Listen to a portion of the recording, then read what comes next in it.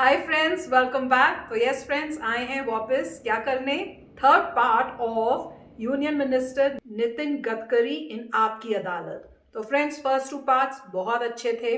नहीं देखे आपने तो स्ट्रांगली सजेस्ट करूंगी बस सर्च करना इनके नाम से चैनल पर और आपको वो दोनों मिल जाएंगे पार्ट्स। उनको देखने के बाद फिर आप ये थर्ड पार्ट देखना। तो चलो फ्रेंड्स, शुरू करते हैं आज का वीडियो। पर उससे पहले अगर आप चैनल पर पहली बार ही आए हो और आपने अभी तक सब्सक्राइब नहीं किया तो जल्दी से पहले सब्सक्राइब के बटन और बेल आइकन को क्लिक कर लो ताकि आपको हमारे सारे न्यू वीडियोस के नोटिफिकेशन मिल जाएं जैसे हम अपलोड करें। और वीडियो देखने के बाद वीडियो पसंद आए तो करना लाइक और शेयर करना ये वीडियो अपने फ्रेंड्स और फैमिली के साथ। तो चलो फ्रेंड्स, शुरू करते हैं आज का ये वीडियो। आप तो जानते हैं कि मीडिया में हर रोज इस बात की चर्चा होती है, चुनाव का मौका है, अगर बीजेपी की सीटें 272 से कम आई, 210 आई, 220 आई तो कंसेंसस होगा, नितिन गडकरी प्रधानमंत्री बन जाएंगे। देखो, मेरे भी जीवन में कुछ अपने लाइक्स रहे और लाइक्स मैं जनता से कभी छुपाता नहीं। देखो, मैं प्रधानमंत्री बन गया तो फुटपाथ पर खाने के लिए कैसे जाऊंगा? मैं जहाँ हूँ वहाँ हूँ। अभी मैं Z+ में हूँ, उसी से तो मुझे बहुत तकलीफ है। देखो, मैं सोने के पिंजरे में बैठने का सपना मैंने कभी देखा नहीं। मेरी औकात और हैसियत से मुझे बहुत ज़्यादा मिला है। मेरा पूरा विश्वास है कि भारतीय जनता पार्टी को पूरी मेजॉरिटी मिलेगी और नरेंद्र मोदी जी ही अगले प्रधानमंत्री होंगे।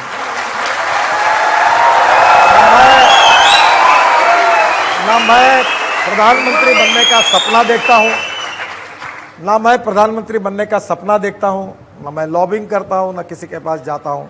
ये जो खाया पिया कुछ नहीं गिलास फोड़ा अठन्ने वाले मीडिया में बेकार के बेकार लोग मेरे नाम की चर्चा करते हैं। आपको लॉबी करने की क्या जरूरत? सब कहते हैं आप तो आरएसएस के खास आदमी हैं।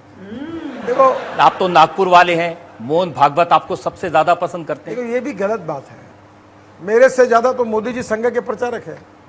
उन्होंने अपने जीवन में अपना पूरा जीवन संघ के प्रचारक में दिया और संघ जितना मोदी जी को चाहता है उतना ही मुझे चाहता है, सब स्वयंसेवकों को चाहता है। और संघ कभी डिस्क्रिमिनेट नहीं करता और संघ प्रधानमंत्री पद पर तय नहीं करता। और मैं संघ के कारण भी बीजेपी का अध्यक्ष नहीं बना। क्या होता है, कभी कभी image versus reality and ground reality versus perception अलग होता है। मैं संघ का स्वयंसेवक हूँ, दशहरे के कार्यक्रम में जाता हूँ और RSS is a part of my life convictions. और आरएसएस और विद्यार्थी परिषद के कारण ही मेरे में जो भी अच्छाई आई, मैं एक बहुत सामान्य व्यक्ति हूँ, जो भी अच्छाई आई उसका श्रेय विद्यार्थी परिषद और संघ के संस्कारों को और विचारों को है, ये मेरा मानना है। और मैं इसी में खुश हूँ, मुझे कोई अपेक्षा नहीं। जनता में कुछ और सवाल मेरे पास में है। प्रोफेसर किरण खोड़े। माननीय नितिन जी नमस्कार। नरेंद्र मोदी जी के गुरु और आपके वरिष्ठ नेता लाल कृष्ण आडवाणी जी को आपने साइड ट्रैक किया, ऐसा कांग्रेस का आरोप है। इसके ऊपर आपका क्या जवाब? देखिए, आडवाणी जी, जोशी जी हमारे गाइड एंड फिलोसोफर है, पार्टी के संस्थापक के प्रेरणा स्रोत हैं। सवाल यह है कि उनके प्रति किसी के मन में कोई अपमान का या कोई उनके अपमान करने का इरादा कभी नहीं है। हम कल भी उनका सम्मान करते थे, आज भी करते हैं और आगे भी करेंगे। पर आप जीवन में देखिए, आप प्रोफेसर हैं तो क्या 90 साल तक आप प्रोफेसर रह सकते हैं क्या? ये रजत शर्मा जी हैं, ये हिंदुस्तान के नहीं वर्ल्ड के सबसे बड़े एंकर हैं। इनकी और मेरी उम्र लगभग समान होगी। पर अब आगे मुझे बताइए, ये 70 साल के 80 साल के होंगे और काठी टेक कर आएंगे तो क्या एंकर करके आप इनको पसंद करोगे? नहीं करोगे। तो उम्र का ये तकाजा होता है। अब आडवाणी जी 92 साल के हुए और नए पीढ़ी को हमने देना चाहिए। अब एक समय नागपुर में मैं यहाँ का जनरल सेक्रेटरी था, तो यहाँ के गंगाधरराव फडणवीस, छोटू भैया धाकरस, इन लोगों का मैं जनरल सेक्रेटरी बना और धाकरस जी मेरे सेक्रेटरी बने। उनने मुझे खड़ा किया, फिर नागपुर में मैंने काम किया, फिर मैंने देवेंद्र जी को राजनीति में लाया, मेयर बनाया, एमएलए बने, वो पार्टी ने बनाया, अब मुख्यमंत्री बने। अब धीरे धीरे मैंने नागपुर छोड़ दिया, विदर्भ छोड़ दिया, महाराष्ट्र छोड़ दिया, अब मैं दिल्ली का काम करता हूँ। और इसलिए धीरे धीरे अब दिल्ली के बाद मुझे भी रिटायर्ड होना है और नए नए लोगों को अवसर देना है। आखिर ये तो संभव नहीं है कि मैं ही आखिर तक बने रहूं। तो मुझे लगता है कि ये नेचुरल बदलाव है और उम्र के आधार पर ये हुआ है। नितिन जी, आडवाणी जी को टिकट नहीं दिया तो राहुल गांधी को बहुत तकलीफ है। उन्होंने महाराष्ट्र में 2 जगह ये कहा कि नरेंद्र मोदी ने जूते मार के आडवाणी को निकाल दिया। ये मगरमच्छ के आंसू है। देखिए, अडवाणी जी आज हमारा मार्गदर्शन करते हैं, हमारे प्रेरणा स्तोत्र है, हमारे आदरणीय नेता है एंड गाइड एंड फिलोसोफर है। और अडवाणी जोशी जी कल से आज और आगे भी हमारे लिए वैसे ही है, पर उम्र के आधार पर हुआ है, आगे चल के मेरा भी यही होगा। और इसलिए सुनील गावस्कर के आत्मचरित्र में अच्छा वाक्य है। वो कलकत्ता टेस्ट में मैं उनका बड़ा फैन था। उनने ईडन गार्डन पर 98 रन बनाए और लंच के पहले उनकी 98 रन पर आउट हो गए और उन्होंने फर्स्ट क्लास क्रिकेट से अपनी निवृत्ति रिटायरमेंट घोषित की। तब पत्रकारों ने उनको पूछा कि गावस्कर जी, आप वर्ल्ड रिकॉर्ड बना रहे हो, आपका फॉर्म अच्छा है, आप अच्छा खेल रहे हो और आपको अवसर है, आप क्यों रिटायर हो रहे हो? तो सुनील गावस्कर ने जो कहा था वो मेरे बहुत ध्यान में है और मैं जरूर ध्यान में रखता हूँ। वो बहुत अच्छी बात कही। उन्होंने कहा कि जब लोग पूछते आपको कि आप क्यों रिटायर्ड हो रहे हो, तब रिटायर्ड होने में मज़ा है। जब लोग पूछना लगते हैं कि आप कब रिटायर्ड होने वाले हो, तब रिटायर्ड होने में मज़ा है। ये अच्छी बात कही आपने। एक और सवाल मेरे पास में है, अरुण कोटेजा जी। नितिन जी नमस्कार। जैसे कि कांग्रेस ने बड़ी उम्मीदों से प्रियंका को लाया है, क्या आपको लगता है कि प्रियंका मोदी जी के लिए खतरा होगी? राजनीति में हर आदमी को अपने को आजमाने का अधिकार है और लोकतंत्र उसको परमिशन देता है। जिसमें दम हो आ जाए, लड़ ले। जनता की अदालत में आपको निर्णय करना है क्या सही और क्या गलत है, आप करिए। नहीं, उनका सवाल कुछ और था। उनका सवाल ये था कि ऐसा लग रहा है कि राहुल जी मोदी जी को चुनौती नहीं दे पा रहे, तो क्या प्रियंका चुनौती दे पाएंगी? देखो, आज की सच्चाई तो यह है कि आज हमारे देश में मोदी जी को चुनौती देने वाला कोई नेता नहीं है।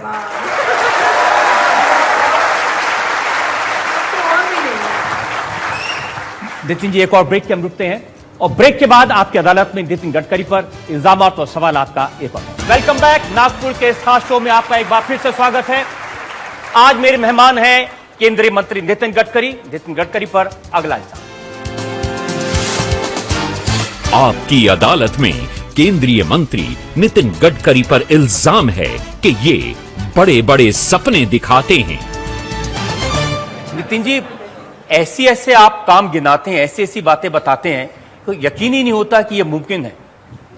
मैं अब आपकी अदालत में आपको सवाल पूछता हूं, क्या मुझे ऐसा एक भी सपना बताइए जो मैंने दिखाया और मैं पूरा नहीं किया या मैंने पूरा करने की कोशिश की? देखिए, आपने कहा कि दिल्ली से मुंबई का सफर 12 घंटे में हो जाएगा, दिल्ली से पटना का सफर 11 घंटे में हो जाएगा।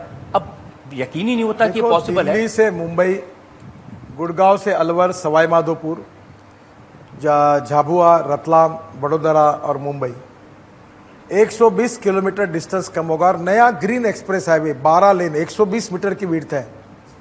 60 पर लैंड एक्विजिशन हो गया और 60% कामों के वर्क भी अवार्ड हो गए और 2.5 साल के अंदर मेरी कोशिश है कि दिल्ली से मुंबई का सफर 12 घंटे में होगा।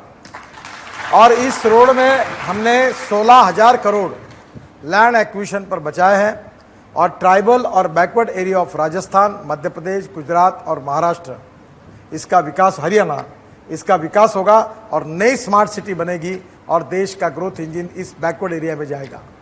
आपने कहा कि 10,000 सी प्लेन चलेंगे। 10,000 सी प्लेन तो बहुत बड़ी बात नहीं, इसमें ऐसा है कि हर तालाब, हर डैम एयरपोर्ट बनेगा, सी पोर्ट, वाटर पोर्ट। और आज मैंने सब रूल्स एंड रेगुलेशन सब क्लियर कर दिए। अब मैं लोगों से आह्वान करता हूं कि आप सी प्लेन खरीदिए, ट्रांसपोर्ट सर्विस चालू करिए। जैसे एयर टैक्सी है, वैसे हमारे यहाँ ओला उबर की है। आपको पता है मुंबई में अब एक एयरबोट की टैक्सी शुरू हो गई ओला की। और उसी प्रकार से आप जैसे नागपुर में है, अंबाझरी तालाब से उड़िए, खिंडसी में उतर जाइए, खिंडसी से उड़िए, कोराड़ी में उतर जाइए, कोराड़ी में देवी का दर्शन करिए, ऊपर उतर जाइए, सेगांव में जाइए, गजानन महाराज का दर्शन करिए, वहाँ से उड़िए तो आप शिरडी के साईं बाबा के दर्शन के लिए शिरडी उतर जाइए, शिरडी से दर्शन करके निकल जाइए, मुंबई गुड़गांव चौपाटी पर उतर जाइए, सिद्धिविनायक का दर्शन करिए और नागपुर वापस आ जाइए। एक दिन में अब ये सब रूल्स रेगुलेशन क्लियर हो गए। मैं आपके मार्फत इन सबको आह्वान करता हूं कि 8 करोड़ का एक ये है, आप खरीद लो। जैसे आप बसेस किराए पे चलाते हो, टैक्सी चलाते हो, वैसे आप MPBS सी प्लेन खरीद लो और चलाओ। मैं आपको अनुमति देने के लिए तैयार हूं। और देश में 10,000 अब गंगा में मैंने आप देखो, मैंने प्लेन में पूछने वाला था, आप कह रहे थे नहीं, कि गंगा में आप जहाज। देखिए, ये पहला प्लेन मैंने लाया था मुंबई में, मैं बैठा था, पूरे प्लेन में मैं घुमा, पानी पे उतरा, समुद्र में।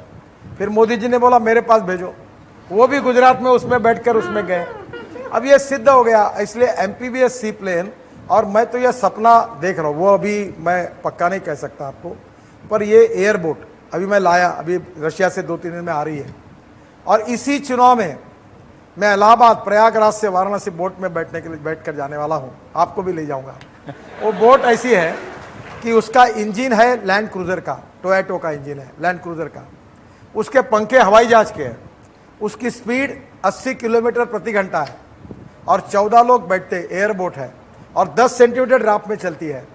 और मेरा तो सपना ये है, वो मेरा डिक्लेरेशन नहीं है, कि दिल्ली से यमुना में बैठकर मैं बांग्लादेश तक माल भेजना चाहता हूं। और इलाहाबाद से लेकर बांग्लादेश तक मैंने ड्रेजिंग कर लिया, जलमार्ग बना लिया है। अब दिल्ली से मथुरा, आगरा और इटावा से होकर प्रयागराज तक का 12,000 करोड़ का DPR बना लिया है और वर्ल्ड बैंक को दिया है। और मैं चाहता हूं कि लोग फॉरेन से आए, दिल्ली के एयरपोर्ट उतरे, यमुना फ्रंट पर जाए, हवाई जहाज में बैठे, 15 मिनट में आगरा उतर जाए, ताजमहल के पीछे में स्टेशन होगा, जाके ताजमहल 1 घंटे में देखे, फिर वापस आए, 15 मिनट में दिल्ली वापस आए, यमुना फ्रंट पर आधा घंटे में एयरपोर्ट चले जाए, फॉरेन निकल जाए। ये हो सकता है। देखिए, आपने गंगा में पानी के जहाज चलाने की योजना बनाई, तो फायदा तो प्रियंका गांधी ने उठाया, पूरा कैंपेन कर लिया उन्होंने। देखिए, मैं अगर इलाहाबाद, प्रयागराज से वाराणसी अगर जलमार्ग नहीं बना था, तो क्या प्रियंका जी बोट में बैठकर जा सकती थी? अगर मैं इस गंगा को शुद्ध नहीं करता, अविरल निर्मल नहीं करता। पिछले कुंभ में मॉरिशस के प्रधानमंत्री स्नान के लिए आए और गंदा पानी देखकर बिना स्नान करके चले गए। इस बार प्रियंका जी ने वो पानी उठाया और पिया, मैंने शुद्ध बनाया इसीलिए पी पाई।